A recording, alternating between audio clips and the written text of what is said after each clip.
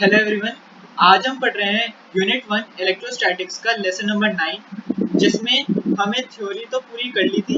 अब हम स्टार्ट कर रहे हैं न्यूमेरिकल्स। तो फर्स्ट न्यूमेरिकल हम देखते हैं।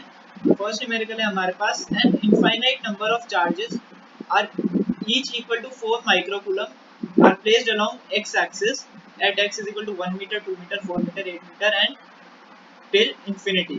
Find the total force on a charge of 1 microcoulomb at origin. तो सबसे पहले तो हम एक डायग्राम बना लेते हैं इसका सॉल्यूशन। यहाँ पे हमारे पास एक चार्ज है 1 कूलम का। ये यहाँ पे सॉरी ये माइक्रो कूलम नहीं है, ये सिर्फ कूलम है। अब मैंने क्वेश्चन थोड़ा गलत किया। It is just 1 coulomb at origin. 1 coulomb origin पे है, फिर ये इनफाइनाइट तक इसकी एक लेंथ जा रही है। यहाँ पे 4 माइक्रो कूलम का चार्ज है। यहाँ पे 4 माइक्रो मतलब मैग्नीट्यूड सबका सेम है, 4 micro coulomb and so on till infinity. तो फर्स्ट वाले के बीच में डिस्टेंस है 1 मीटर का, फिर 2 मीटर, 4 मीटर और ऐसे ऐसे करते करते इंफिनिटी से। तो अब हम क्या करेंगे फॉर फर्स्ट टू चार्जेस के लिए, पहले दो चार्जेस के लिए हम फोर्स का फॉर्मूला लगाएंगे। हमें फोर्स निकालनी है, तो पहले दो चार्जेस के बीच में फोर्स कितना है ना वो निकाल। Force resultant force is equal to 1/4 pi epsilon naught Q1 Q2 upon R square. तो ये कितना हो गया 9 इंटू 10⁻⁹ इंटू 1 इंटू 10⁻⁻6 अपॉन 1 का स्क्वायर। अब ऐसे ही ये हुआ पहले दो चार्जेस के लिए, फिर ये इनके बीच की डिस्टेंस 1 मीटर है, इनके बीच की डिस्टेंस 2 मीटर है, फिर 4 मीटर है। तो ऐसे करते करते अगर हम इन सारे फोर्सेस को ऐड करेंगे तो ये प्लस, अब अगले दो के लिए क्या होगा 9 इंटू 10⁻⁹, यहाँ पे 4 भी आएगा, सॉरी 4 इंटू 10 माइक्रो कूलम है, उसको कूलम में चेंज कर लेंगे -6 आ जाएगा। तो 9 into 10⁻⁹ into 1 into 4 into 10⁻⁻6 upon 2 का स्क्वायर। फिर ऐसे करते करते हम आगे जाएंगे 4 का स्क्वायर, 8 का square and so on till infinity. अब यहाँ पे हमें क्या दिख रहा है कि ये एक जीपी बन रही है। कैसे बन रही है अभी देखते हैं। हमने ऊपर का सब कुछ कॉमन ले लिया। ऊपर क्या कॉमन है 9 इंटू 4 36 इंटू 10⁻³ बचेगा। तो अपॉन में क्या आ जाता है 1/1 प्लस 1/4 प्लस अगर 4 का स्क्वायर करेंगे 1/16 and so on till 1/infinity, यही आएगा। तो अब हम देख सकते हैं ये जीबी बन रही है जिसमें कॉमन रेशियो क्या है 1/4 है। तो जीपी फॉर इनफाइनाइट सीरीज हमारे पास क्या फॉर्मूला होता है, ये जो बाहर लिखा है ऐसे तो ऐसे ही लिख देंगे। बाकी हमारे पास क्या फॉर्मूला होता है 1/1 माइनस ए माइनस मतलब ए यहाँ पे 1 है अपॉन आर कितना है 1/4 है। तो अगर हम इसे सॉल्व करते हैं तो क्या आ गया 36 इंटू 10⁻³ इंटू 4/3। इसे हम सॉल्व करेंगे तो ये 4/3 आ जाएगा। अब इसे सॉल्व कर लेंगे, क्या आ गया answer 4.8 into 10⁻⁴ Newton. I hope आपको ये समझ आ गया होगा। बस इसमें एक चीज में दिमाग लगाना था, जो था जीपी का फॉर्मूला। बाकी ये बिल्कुल इजी है। ये देखिए यहाँ पे 1 मीटर का डिस्टेंस है, फिर आगे 2 मीटर, फिर 4 मीटर। अब हमने पहले दो चार्जेस में अगर लगाएंगे तो ये आएगा फॉर फर्स्ट टू चार्जेस, फिर आगे के दो चार्जेस के लिए ये आएगा। अब इससे आगे 4 का स्क्वायर, फिर 8 का स्क्वायर, ऐसे चलता रहेगा ये। तो फिर हमने क्या किया, ऊपर का चीज, ऊपर वाला जो न्यूमरेटर था वो कॉमन ले लिया क्योंकि वो सब में सेम था, और नीचे हमने स्क्वायर कर दिया 1 का स्क्वायर 1, 2 का स्क्वायर 4, फिर आगे 4 का स्क्वायर 16 और फिर सो ऑन। तो इसको हम नीचे सॉल्व कर लेंगे। में फॉर्मूला क्या होता है इनफाइनाइट सीरीज फॉर जीपी का 1/a माइनस आर। यहाँ पे मतलब ए भी 1 है और आर है 1/4। तो क्या आ जाएगा 36 इंटू 10⁻³ इंटू 4/3, इसे हमने सॉल्व कर लेंगे तो हमारे पास आंसर आ जाएगा 4.8 इंटू 10⁻⁴ न्यूटन। सेकेंड क्वेश्चन देखते हैं, calculate the ratio of electric force and gravitational force for an electron and A proton. तो ये बहुत ज़्यादा मतलब इसमें कुछ मुश्किल नहीं है। सबसे पहले हम लगाएंगे इलेक्ट्रिक फोर्स का फॉर्मूला। हमें किसके बीच में कैलकुलेट करना है, इलेक्ट्रॉन और प्रोटॉन, इलेक्ट्रॉन और प्रोटॉन। ये मैं किस लिए कर रहा हूँ, इलेक्ट्रिक फोर्स के लिए हमें चार्ज लेंगे QE और QP, बीच में डिस्टेंस है R ले लिया हमने, तो फोर्स कितना हो जाएगा, electrostatic force 1/4 pi epsilon not QE QP मतलब charge of electron and charge of proton upon R²। अब हम 1/4 पाई एप्सिलॉन नॉट की वैल्यू पुट कर दें 9 × 10⁻⁹ charge of electron and charge of proton आपको याद रखना है, बाकी अगर पेपर में जरूरी नहीं है, हर बार साइड में लिखा हुआ आएगा। अभी यहाँ पे हमें इसे लिखने की मतलब यहाँ पे हमें चार्जेस की वैल्यू पुट करने की जरूरत नहीं है इस वाले क्वेश्चन में पर्टिकुलरली। अभी हम आगे देखते हैं क्यों, हमें रेशियो फाइंड करना है। ये हो गया इलेक्ट्रिक फोर्स के लिए। सेकेंड हम करेंगे ग्रेविटेशनल फोर्स के लिए हम मास लेते हैं, mass of electron, mass of proton. ये थोड़ा छोटी क्लासेस का कंसेप्ट आ गया यहाँ पे। तो ग्रेविटेशनल फोर्स कितनी हो जाएगी, ये Fg कितना होगा, फॉर्मूला पढ़ा है हमने 9th क्लास में पढ़ाया था, G 11th में भी पढ़ा था, G_me_mp अपॉन R²। G की वैल्यू क्या होती है 6.67 × 10⁻⁻11 mass of electron, mass of proton upon R²। अब आगे अगर हम इसे सॉल्व करते हैं तो इसकी रेशियो की एक फिक्स्ड वैल्यू है, मतलब हमें ये पूरा सॉल्व करने की जरूरत नहीं है, हमने इतना दिखा दिया। उसके बाद जो हमसे रेशियो पूछी है FE/FG की, ये एक फिक्स्ड वैल्यू है जो आप डायरेक्ट याद करके पेपर में लिख सकते हैं, जो होती है 2.26 × 10⁻39। रेशियो है तो इसकी कोई यूनिट नहीं होगी। तो अगर आप इतना भी लिख देंगे डायरेक्ट, ये दोनों फॉर्मूले लिख के आपने ये लिख दिया, ये लिख दिया, उसके बाद डायरेक्ट आप ये चीज़ भी लिख देंगे तो नंबर नहीं कटेंगे, क्योंकि ये वैल्यू फिक्स्ड वैल्यू है और ये आपको याद रखनी है। 2.26 × 10⁻39 ये वैल्यू आप डायरेक्ट याद रख के अप्लाई कर सकते हैं। आगे हम देखते हैं third question.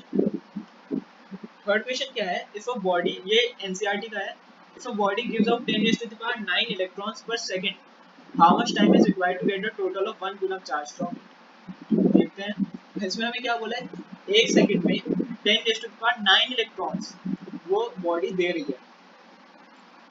Charge on the body हम कैलकुलेट कर लेंगे, charge on the body in 1 second, 1 second. क्या फॉर्मूला होता है हमारे पास, Q = NE।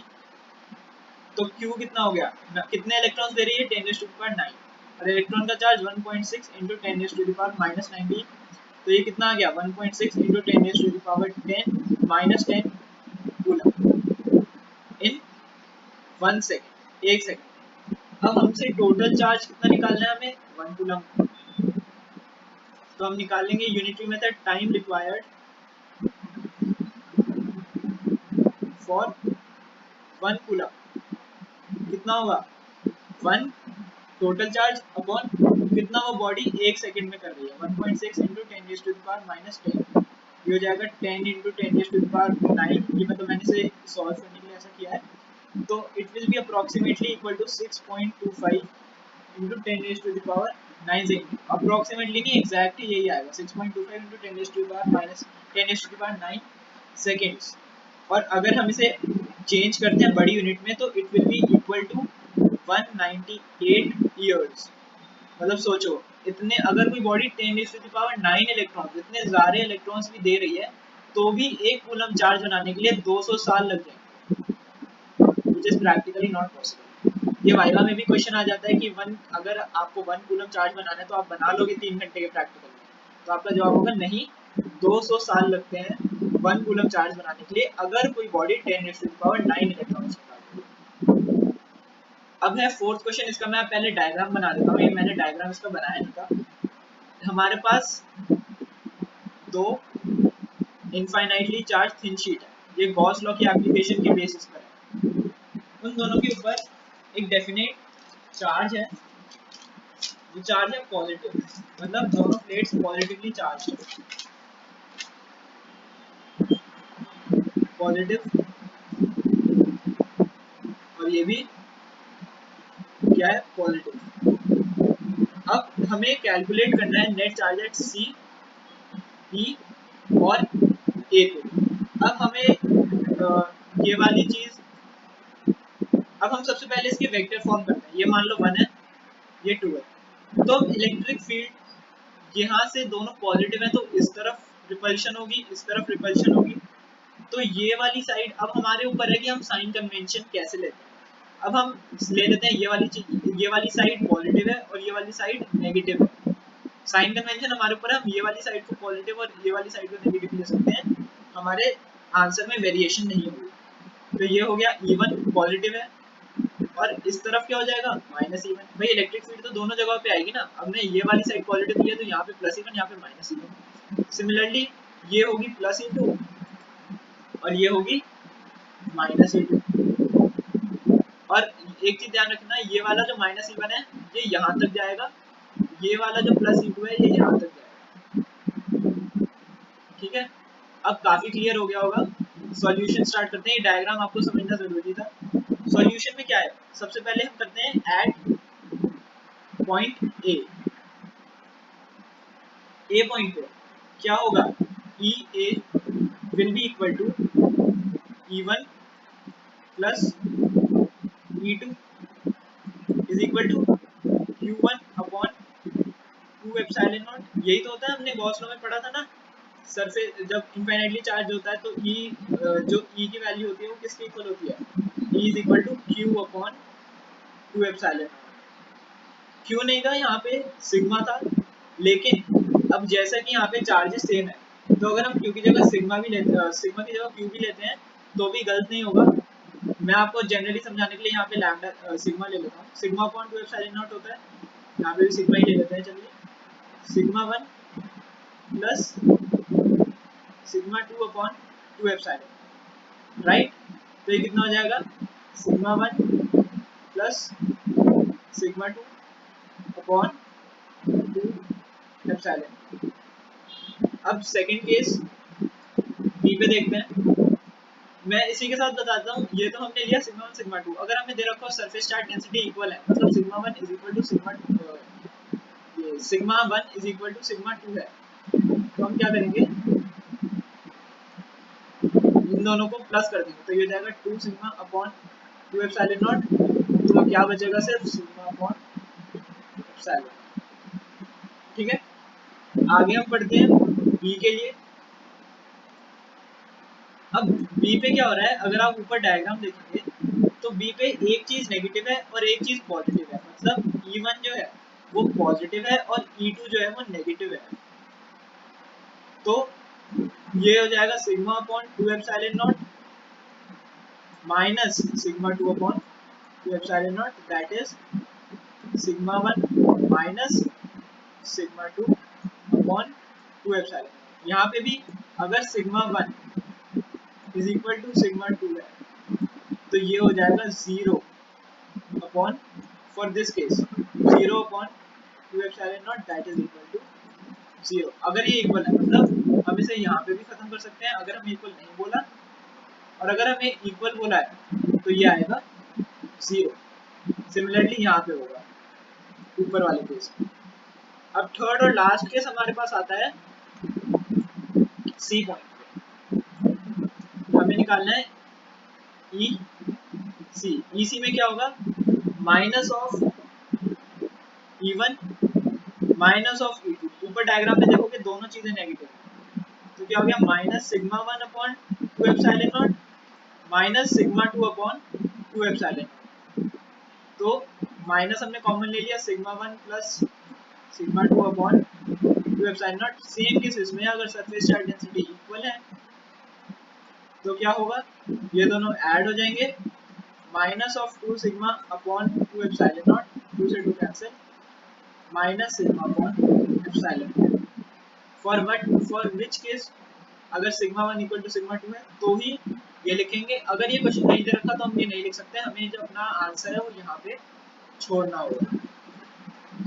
आई होप आपको ये चारों क्वेश्चन समझ आ गए होंगे।